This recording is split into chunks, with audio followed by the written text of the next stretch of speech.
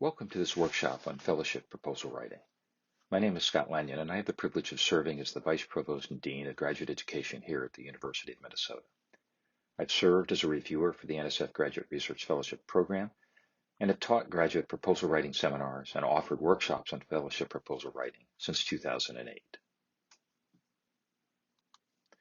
The goal of today's workshop is to provide you with guidance on how to write a competitive graduate fellowship proposal. I've structured this around the NSF Graduate Research Fellowship Program because that's the fellowship for which the largest number of our graduate students will apply. But my recommendations are in fact useful for most fellowship opportunities. Your first step should be to check the website for the program to which you're applying. Things like eligibility, submission rules, all these kinds of things tend to change from year to year, so you want to make sure you have the most current information. To help you see what success looks like, we've assembled a proposal archive. It's predominantly NSF proposals, but we do have funded proposals from other fellowship programs. And these are available through a Canvas site. Every year, we contact Minnesota students who've been funded to ask them if they would be willing to send us a copy of their proposal so that we might share it with students interested in applying. The understanding is that students accessing the archive will not distribute copies of these proposals to anyone else and will use the proposals only to improve their understanding of what a successful proposal looks like. To access the proposal archive, please email gsfellow@umn.edu to request a copy of this confidentiality statement. As I mentioned, this workshop is structured around the NSF Graduate Research Fellowship Program, but I encourage you to look for and apply to other fellowship programs as well. You can find information on the graduate school website about the fellowship programs to which our graduate students apply most frequently. But be sure to check with people associated with your program to learn about other fellowships from which students in your graduate program have received funding. Finally, through the library, you may access a grants fellowships database that you can search to find opportunities that might be relevant to you and your discipline.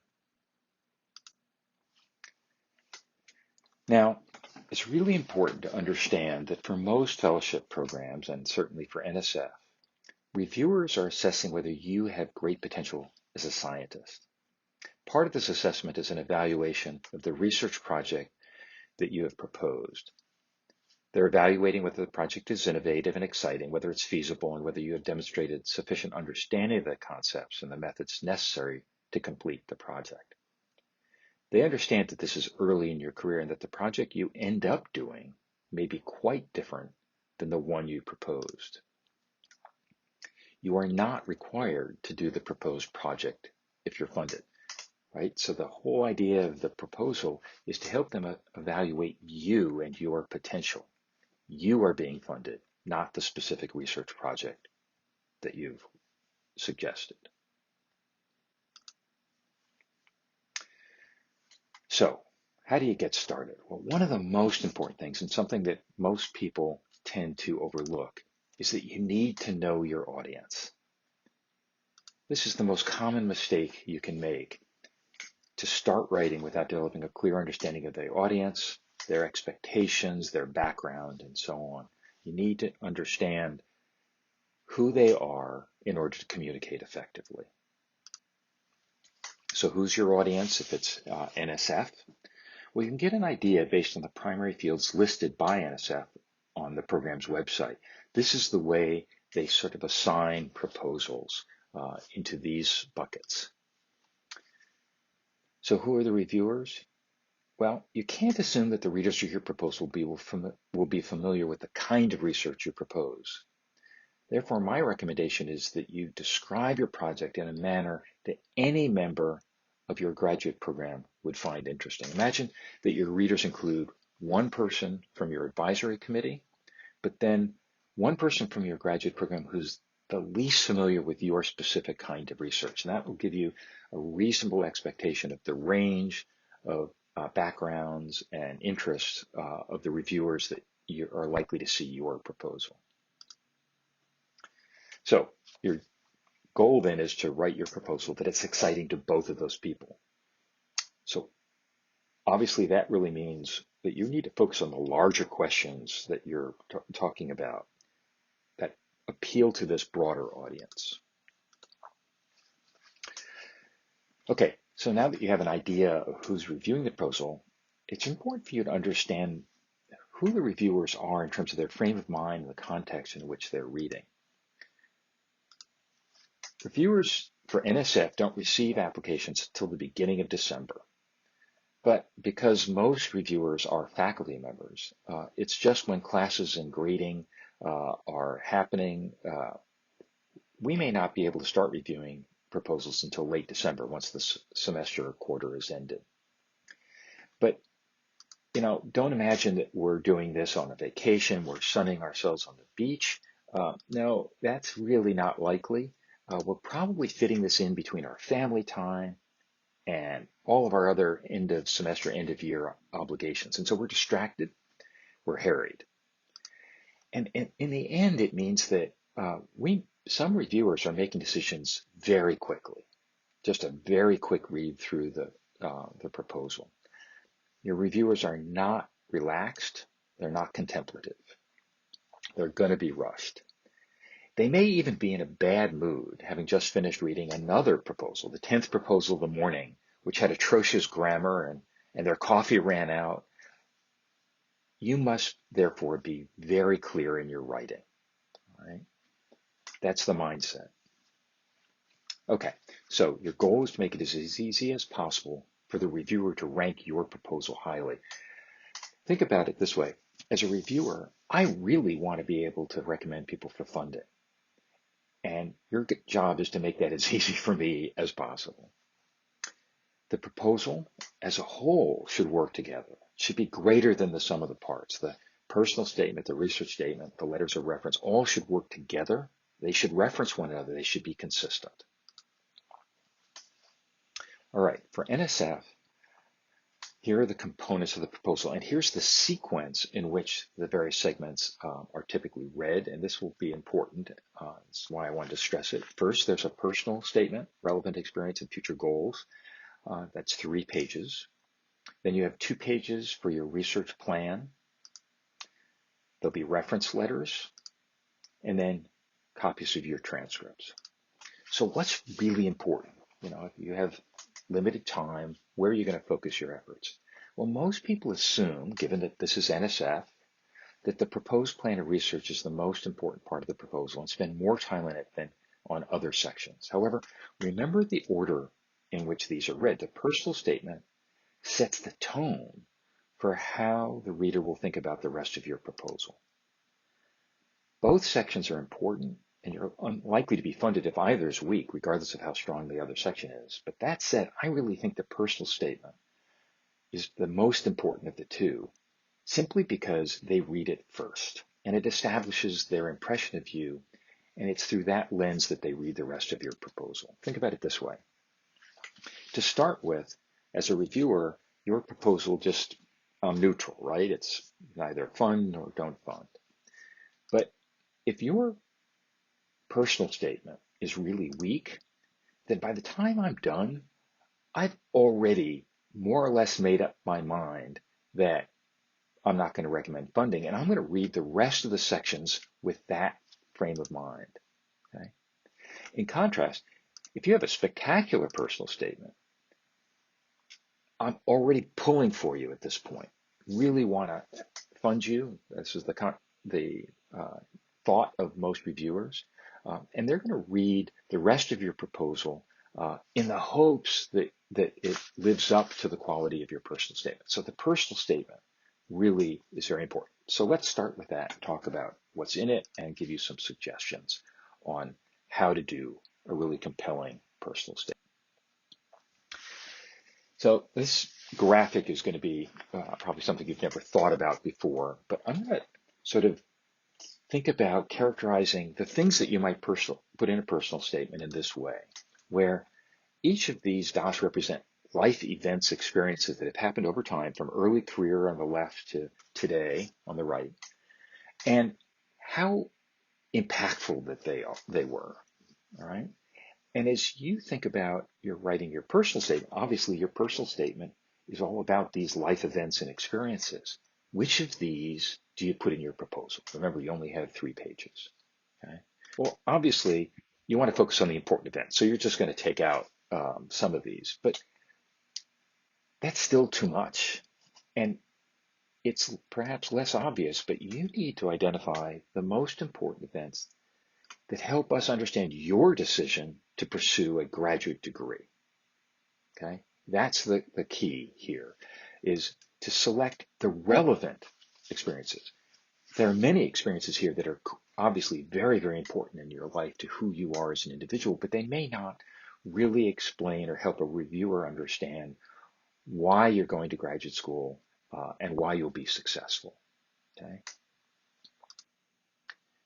Great, we're making some progress, and we've focused now on a smaller set of important life events or experiences that are especially relevant to your decision to go on to graduate school. However, this is probably still too much for a 3-page statement. So how do we decide which of these to really focus on in building your personal statement? So here's a different graph, a different way of thinking about this. Here, the vertical axis is really just showing a different set of careers considered by this particular student. And to start with, in high school, maybe early undergraduate, the idea of this individual was to pursue a route of going to medical school and becoming a surgeon. All right? But let's put on here those life events that we've already identified and how they relate to career choice.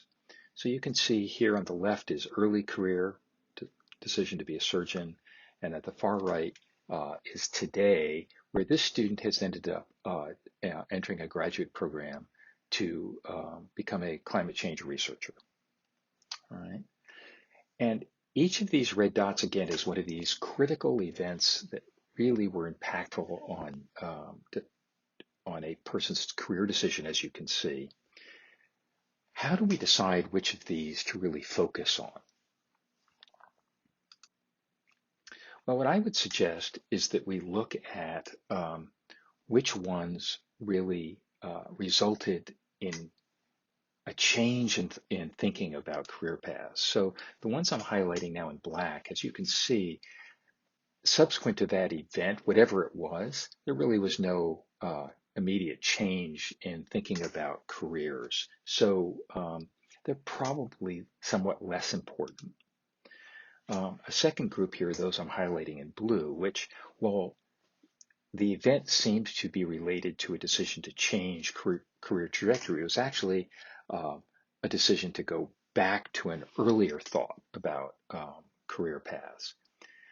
I would recommend that this is a way, as you think about this conceptually, to identify these events that are red, that are labeled in red, that are probably the major career shaping events of your life, of the student's life, that led to the decision, the ultimate career path and graduate program. What happened at each of those that caused the person to think, no, my thinking about being a molecular biologist or a PhD, MD, that's really not the right fit for me. And why a plant ecologist or why climate change researcher? Those are the ones that probably are most likely to help us understand, help the reviewer understand why you have chosen this career, convince this career, the reviewer, that this career is the one you're passionate about and that you'll be successful in. So what are the major career shaping events of your life? These are these dots on the previous graph. Well, these could be a course you took, a course you taught, could be a research experience that you had, could be a personal tragedy or involvement in broader impacts, could be simply travel that brought you to a different place in the world. It can also be positive, that's the way we normally think about these, but it's important to realize that some of these might be seemingly negative, those decisions to not be a molecular biologist, right? But you can present those, even those, as experiences from which you learned a lot about yourself and your interests, and helped you decide what direction you want to go with your life. So they might appear to be negative, but they're in fact very positive in helping you understand your aspirations and helping the reviewer understand why you've made the decisions that you have developed. Okay, I want to stress that this is a personal statement. The reader is interested in you as a person. Therefore, you need to be the focus of the statement. All right? So they're interested in how things that you've done have affected you and led you to pursue a graduate degree in your discipline. They're interested in learning about you, your philosophy, your life's ambitions. But they're not interested in reading about the impressive people with whom you worked. They're not interested in just this listing of all the things that you've done. And they're not interested in the research itself. Okay? Obviously, you may touch on some of these things, but it's only to the extent that that's necessary for us to understand the things that you've done that led you to pursue a graduate career. Tell us who you are and why you want to earn this graduate degree. So, in general, I see the prior research experience part of this statement as the opportunity for you to convince the reader that you are well prepared to get an advanced degree in your discipline. It's also an opportunity for you to explain to the reader how you know that you've chosen the right research area in which to specialize. So for these experiences, each one of these, you want to think about the project, what your role was in the project, what skills you learned, and the outcome. Were you a co-author on a manuscript? Did you present a talk or a poster at a meeting? Want to connect these projects to your proposed research where those connections exist. And again, the reader really isn't in the research itself, so you want to tell the reader only enough about the research to explain what you learned from the experience. This is a lot about self-reflection. Okay. The suggestion I have for you is to actually, this is before you get started writing at all, is make a list of these experiences, okay? And for each of them, describe your role, the skills that you learned, again, that are relevant to your career, your graduate program, and the proposed research that you will describe, what the outcome was. It's really important if you are a co-author or a co-presenter to indicate that, because that indicates the level at which you were involved. And then the self-reflection piece. How did this experience influence your decision to go to graduate school? Again, think back to that graph with those career changing events. These are the one where the direction of your career has changed. And do that for each of your experiences. And that will help you set up to write this portion of your personal statement.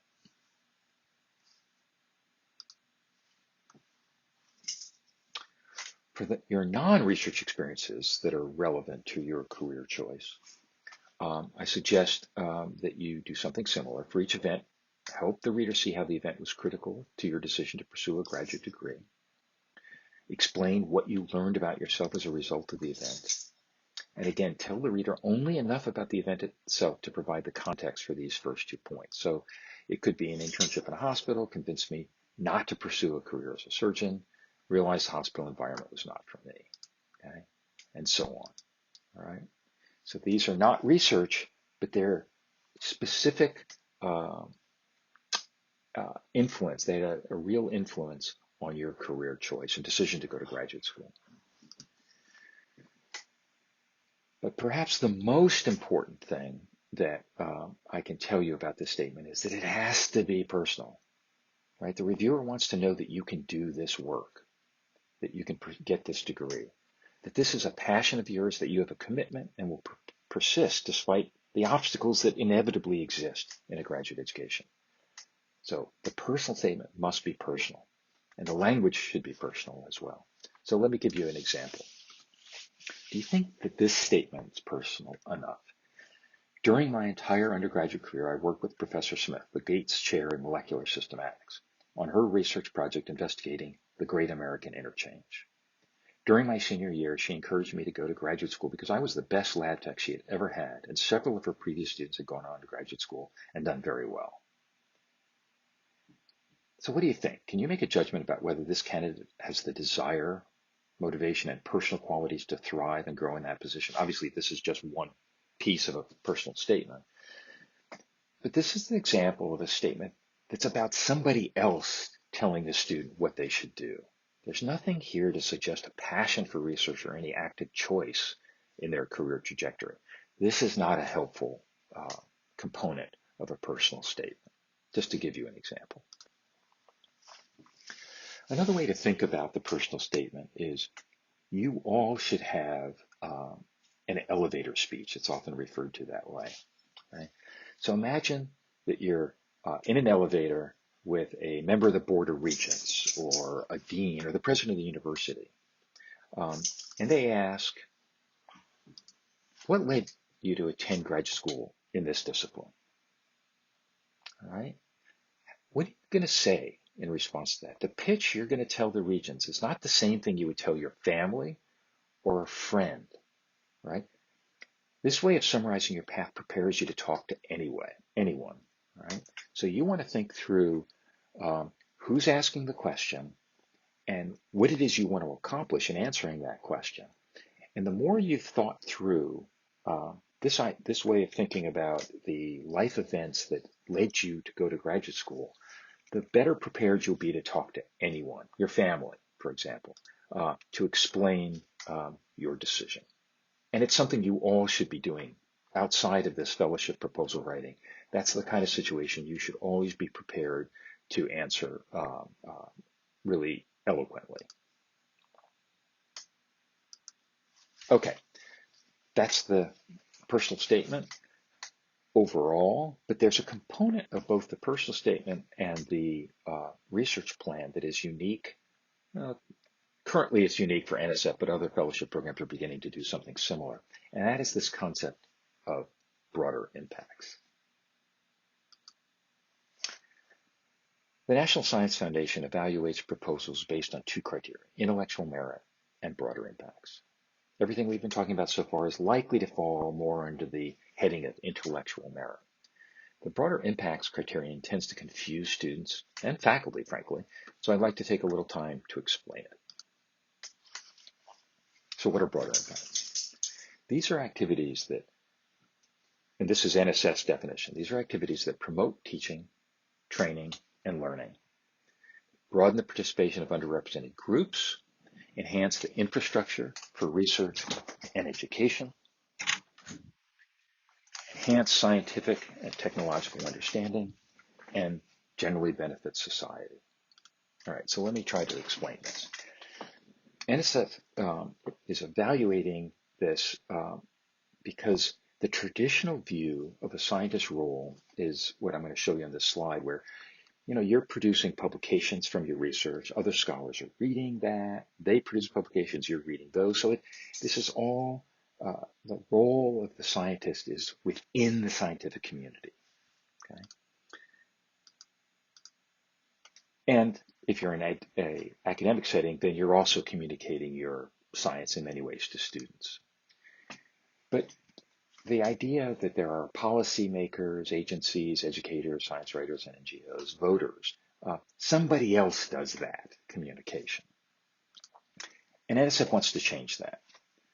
NSF wants to encourage the current and next generation of scientists to take partial ownership of the translation of science to the broader public. So yes, you're communicating within your scientific community, but you have a responsibility as a researcher, as a recipient of taxpayer dollars to play a role in communicating science to voters, to students, to policymakers, agencies, and so on.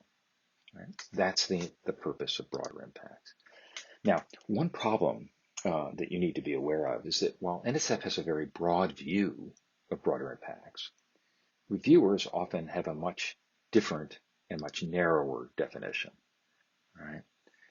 And that means that you could be involved in a very appropriate form of broader impacts from NSF's perspective, but get a negative review from a reviewer. And the only advice I can give you is that, where possible, participate in broader impacts activities that involve groups who are underrepresented in your discipline. Not only is this the right thing to do for your science, it's also the audience that almost all reviewers care about.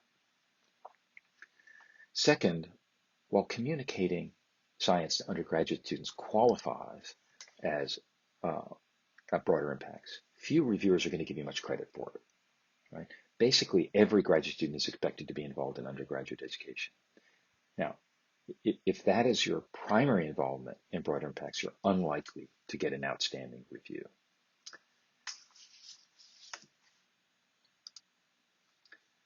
So how do you include broader impacts in a personal statement? So the guidelines state this: applicants must include separate statements on intellectual merit and broader impacts in their written statements in order to provide reviewers with the information necessary to evaluate the application with respect to both criteria. Therefore, it's recommended that applicants include headings for intellectual merit and broader impacts in the statements, okay? So make it really easy for reviewers to find this information. If you aren't currently involved in an activity that qualify as broader impacts, you can get an idea of the kinds of things that you could do by talking with students and faculty in your program. Here are just a few ideas of opportunities on campus and in the community that you might explore. As I suggested for your personal statement, generally, I would suggest that you make a list of, again, before you start writing your proposal, make a list of any broader impacts experiences you've had, list the skills that you've learned, the audience with whom you communicated, and again, what you learned about yourself. These three lists will be very helpful to you as you write your personal statement. So an activity, in this case, undergraduate biology tutor, what did you learn, presenting information in multiple ways, and so on. This self-reflection piece in all of these lists is really important. Really take the time to think about why this event was so important to you as a professional, as a researcher. Okay?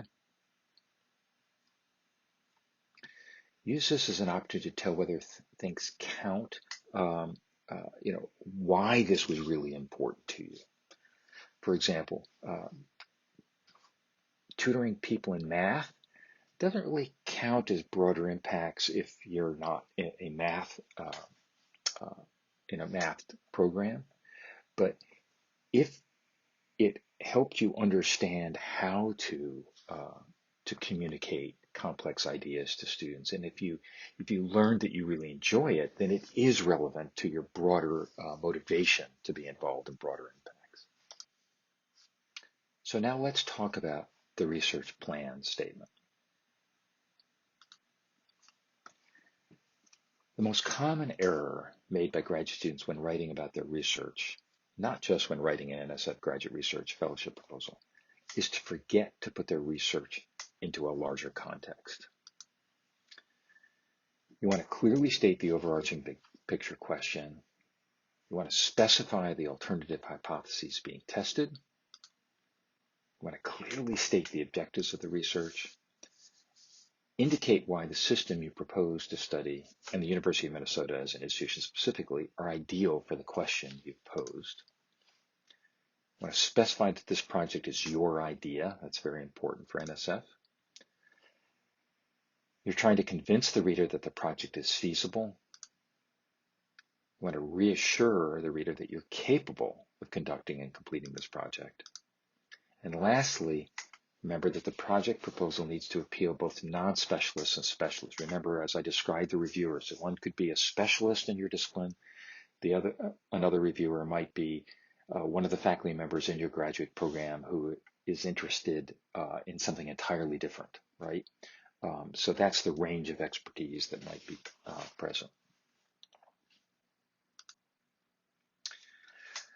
So when you think about writing a proposal, we frequently, and you may have heard this already, think about an hourglass structure to the proposal. You start with the introduction by placing your research into a broad disciplinary context so that you appeal to a diverse set of readers. You then, in the body of the proposal, give the specifics of your research, the hypotheses being tested, the study system, the study design, with just enough detail to communicate to experts that you're knowledgeable about the literature and the appropriate methods, and that the project is feasible. And then you want to come back out to that broader perspective, describing the anticipated outcomes of the research and implications in the broader disciplinary context that you established in the introduction. One way to think about this is I'm an ornithologist. I actually study bird evolution.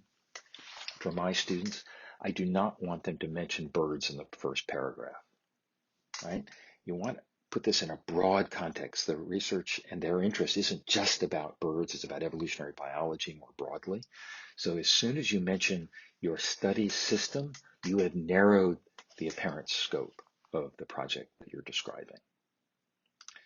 The statement, the research plan statement, it has to have these two sections again. The intellectual merit is what I've just described, but again, you want to have a broader impact section that talks about how you will in the future engage in broader impacts. Or, and I should say, broader impacts isn't just about communicating the specifics of your research. So again, I study bird evolution, but I might go and have gone to give presentations to elementary school classes about birds, about bird migration, about bird watching, just getting students interested in nature. That qualifies and counts as broader impacts, even though it's not about the specifics of my research project. So keep that in mind as well. As you develop this research plan, I'm not going to give you a lot more detail here, because this is something that is very discipline specific, and you have to work closely with your advisor and other faculty members to develop an effective research plan. All right, the next component of your proposal are reference letters. For the NSF Graduate Research Fellowship Program, you need 3 letters of reference. If you get fewer than that, NSF will not review your proposal, and you will not be eligible for funding. Given that there's a risk that a reference letter won't come in, NSF allows you actually to identify 5 references, and if more than 5, and to rank them, so that if more than 3 come in, they will use the 3 letters that you've ranked highest, the 3 reviewers, I should say. So when you're identifying potential letter writers, you need to recognize that you need 3 really strong letters. Letters in support of NSF Graduate Research Fellowship proposals are invariably really, really strong, really positive. So you want to make sure that all your letters are strong. When you rank your letter writers, do not tell your reviewers how you've ranked them. They don't need to know that. You just need to make sure that you've got strong letters. You can't afford a weak letter. So how do you select references? Well, collectively, they're going to need to be able to talk about your prior research experiences, your current research, and your broader impacts experiences. All right. And so as you think about who you're going to ask, make sure that they can collectively cover all of these. Sometimes they're important points that you might even feel uncomfortable making or don't have room to make in your statements. So it is perfectly acceptable to ask your letter writers to make these points for you. Basically, tell your letter writers what you want them to write about. It's up to them whether they actually do it, but it's really helpful for you to indicate what the priorities are, what your priorities are for their letters. Make sure that your references are going to be saying similar things, so reinforce your key strengths. And to do that, make sure that you're giving them drafts of your proposal, and again, you're indicating what NSF needs to hear. They may not be familiar with this program, so they will appreciate hearing from you what they should stress in a letter. Deadlines are really important.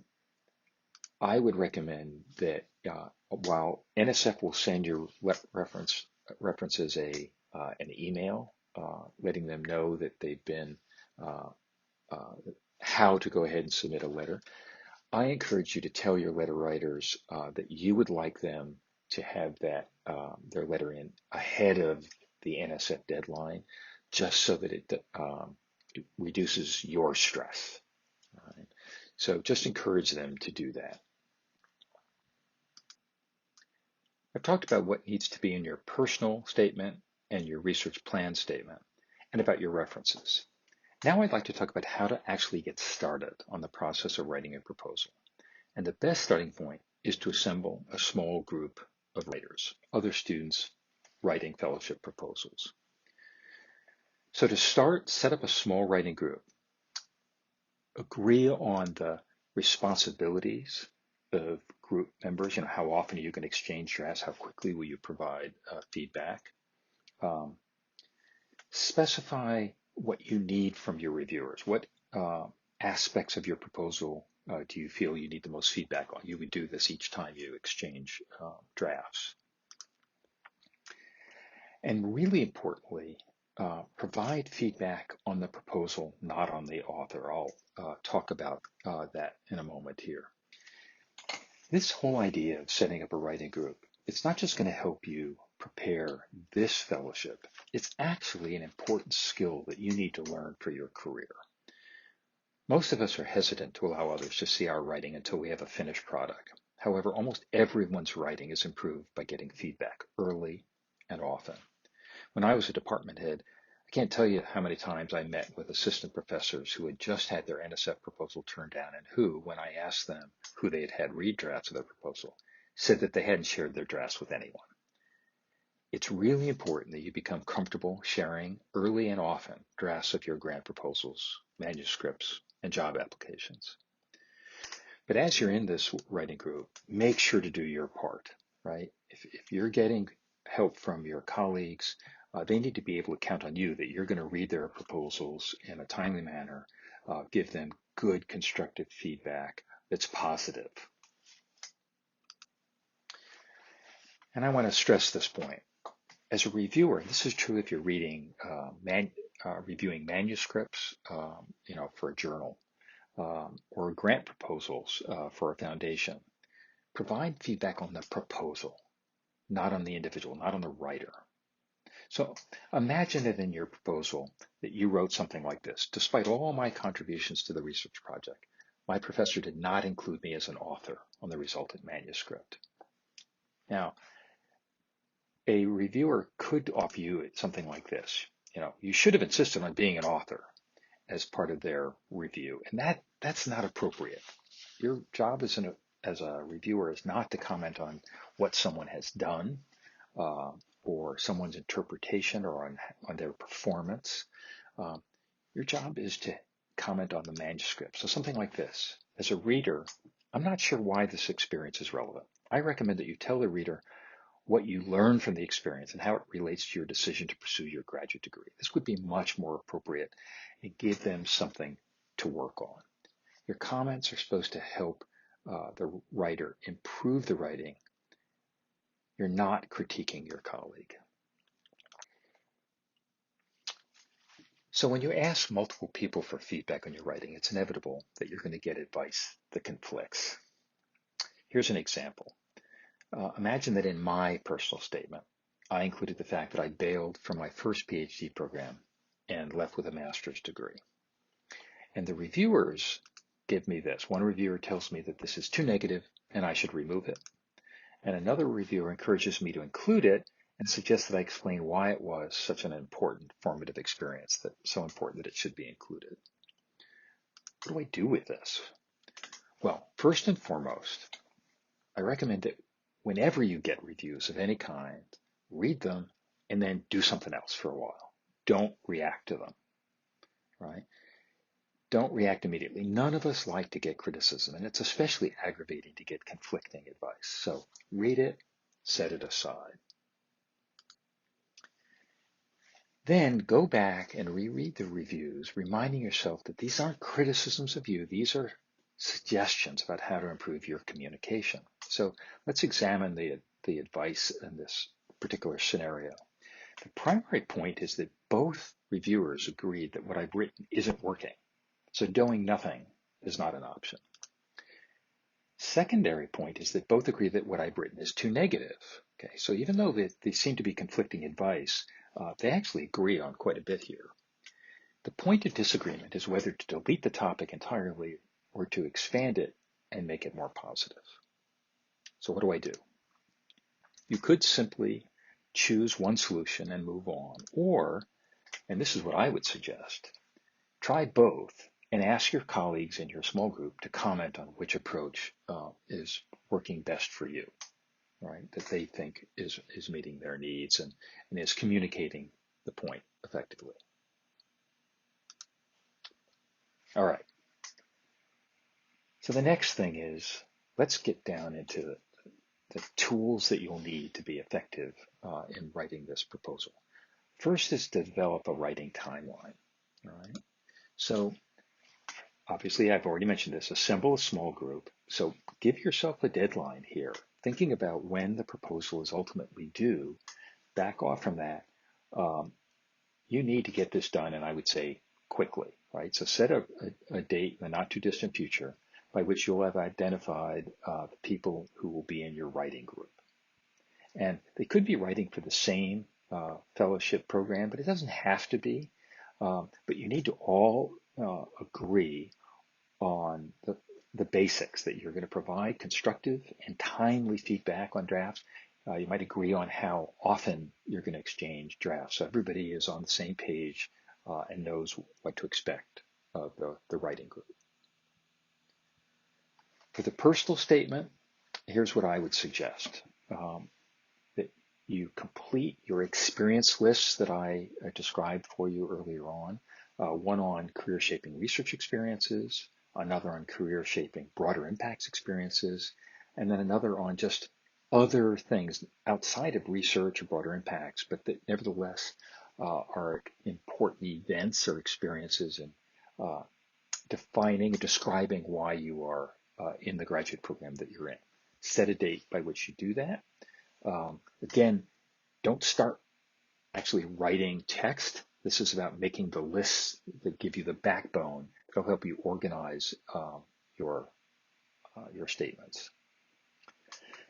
Then, having made those lists, set a date by which you're going to determine which of those you're going to use as the foundation for your proposal. And they should be those that best explain your decision to pursue a graduate degree and will convince the reviewers that you're going to be successful in that effort.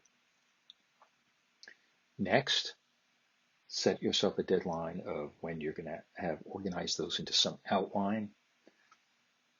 And here's something I haven't mentioned yet, but the introduction is critically important.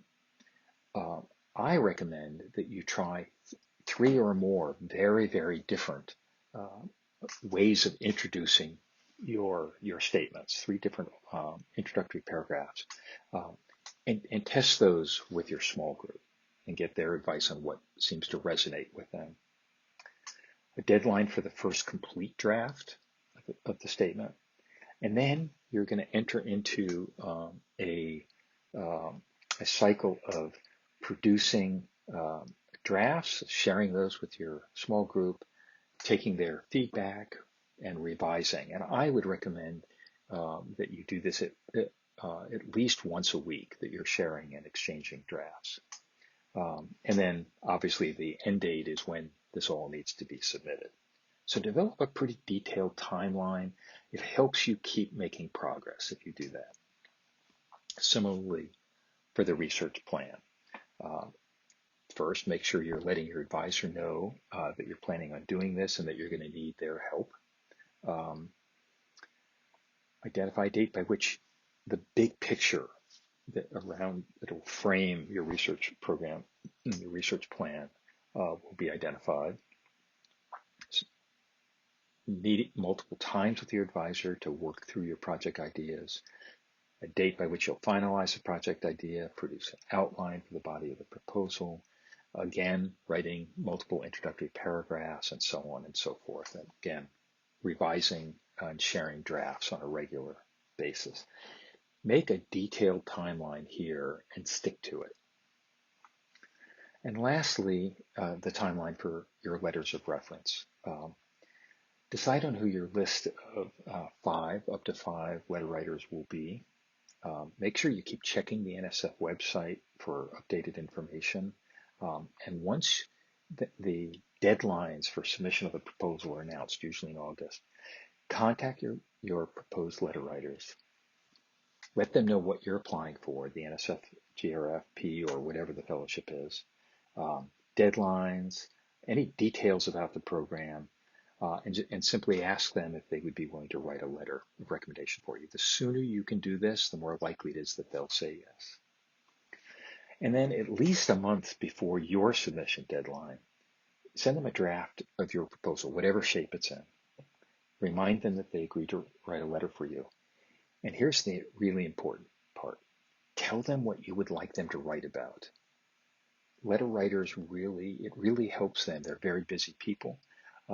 It really helps them if you tell them what you need them to stress, the points you need them to make. To finish, just a couple of small points that I'd like to make. First, don't try to bend the rules. Every program has details about how they would like things submitted, from page size to fonts, spacing, margins, and so on. Make sure you understand those and that you abide by them.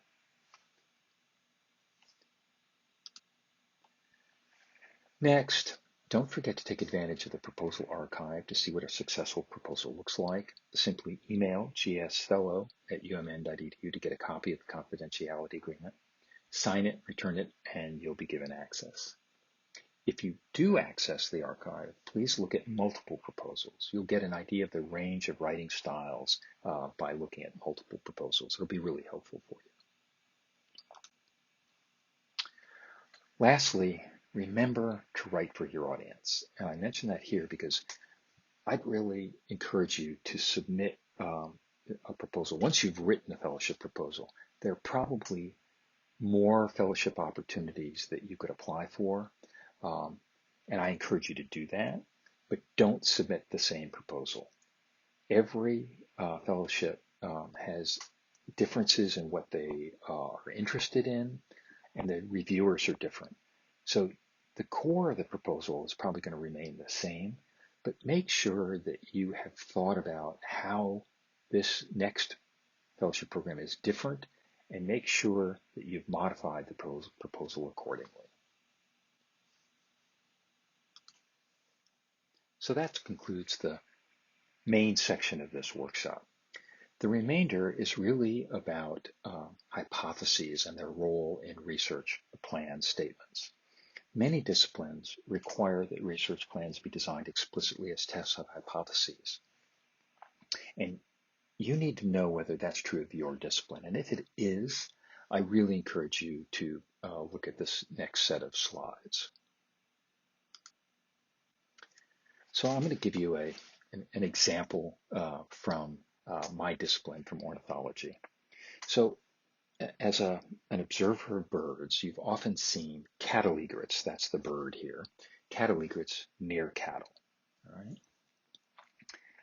And a hypothesis that somebody might propose is that these birds, cattle egrets, are spatially more closely associated with cattle than would be expected by chance.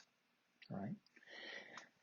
This is the kind of thing we see in proposals all the time, but the reality is that's not a hypothesis. That's really incorrectly stated.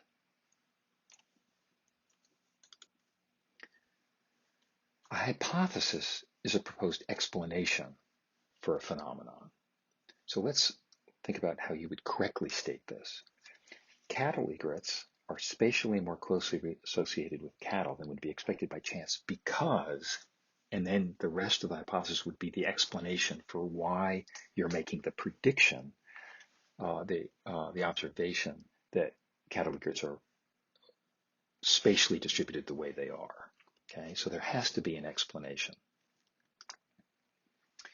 Now, let me give you some additional information to help us refine this. So if you look, you realize that egrets with cattle are often foraging, meaning they're catching food that they're eating.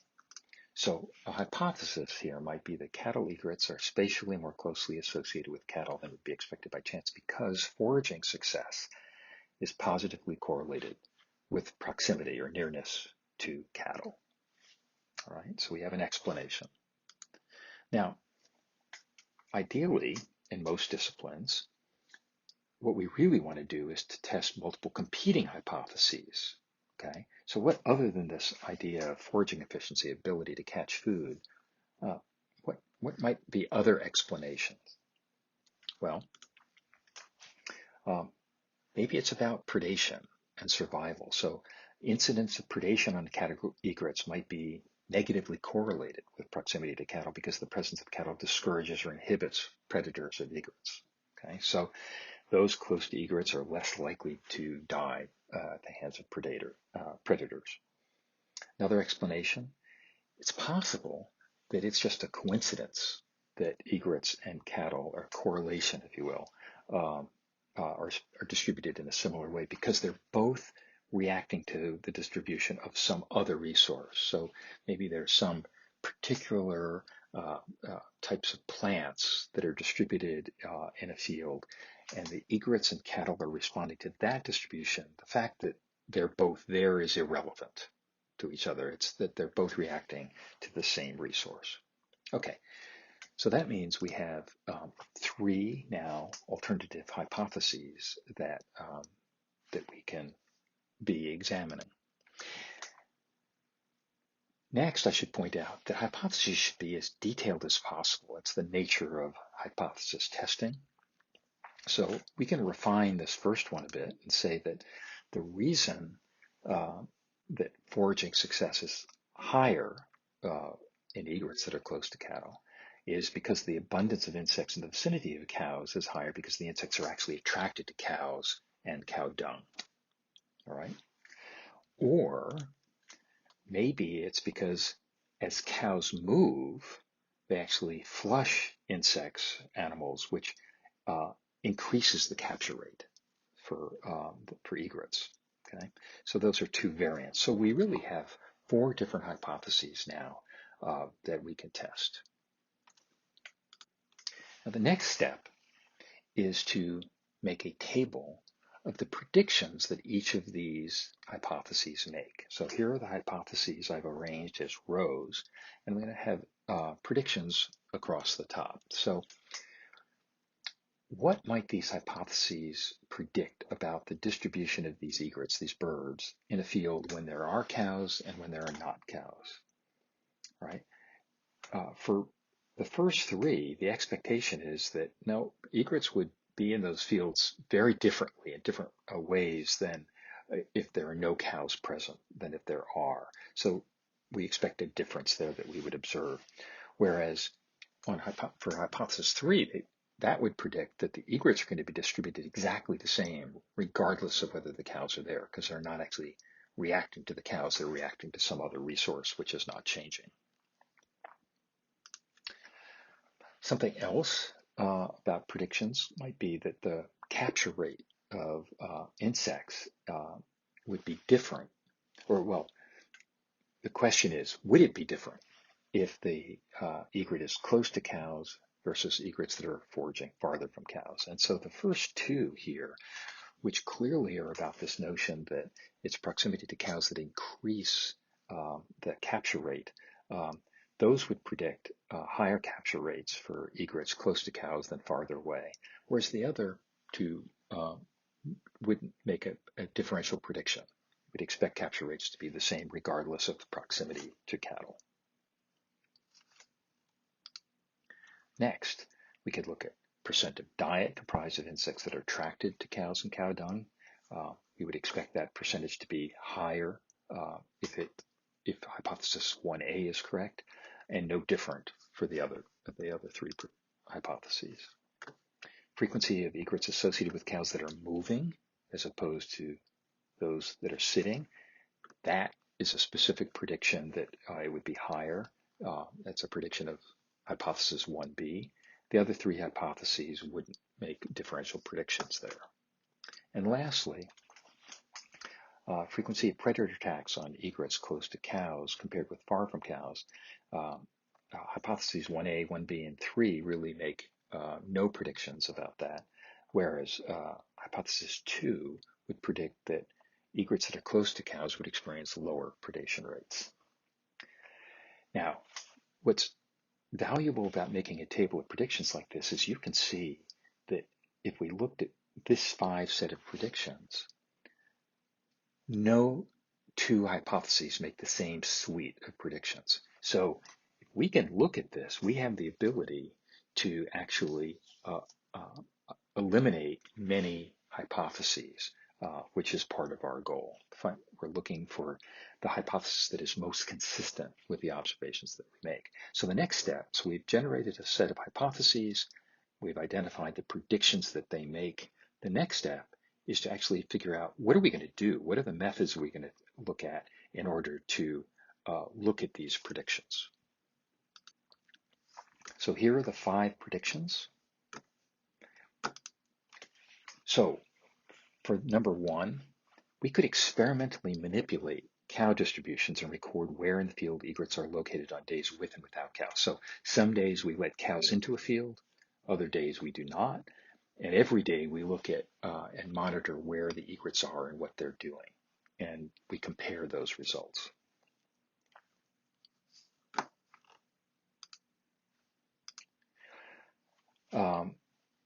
To look at predictions 2 and 4, as it turns out, we could observe cattle egrets and record every time they catch an insect, their distance from the nearest cow, and whether that cow is laying down, is standing, or is moving. All right, so what's happening with respect to the cows.